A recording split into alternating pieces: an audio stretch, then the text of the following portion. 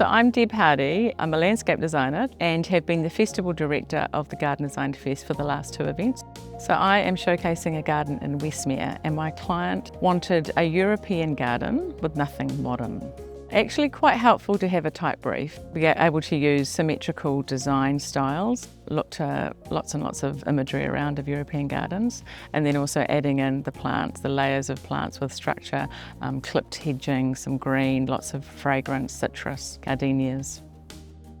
So the pool is one that I designed. It's very European style. We've got Indian limestone from Timeless Stone, actually in Matakana. Beautiful stone in a very classic pattern. So the front garden was designed 3 years later. We went with a very classic symmetrical pattern. The same wrought iron features out the front, and then the planting is a mix of structure, lots of clipped balls and perennial flowers that just keep on giving. We get lots of surprises and beautiful colour. There are lots and lots of beautiful flowers and foliage that will be coming through there. Lots of thyme on the ground, different types of thyme, and some edibles, but there's some trees in there which are just bursting right now into bud and then flower, and will be looking delicious in November.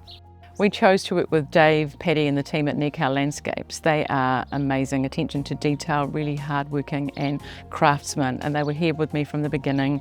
So once all the hard landscaping was finished, we came in to do all the planting, and a really good garden mix to give the plants their best chance of growing was really essential, and then finishing it off with a beautiful mulch. And the mulching is something we keep topping up every year to keep the gardens clean and keeping the moisture levels in the soil, especially over the summer months.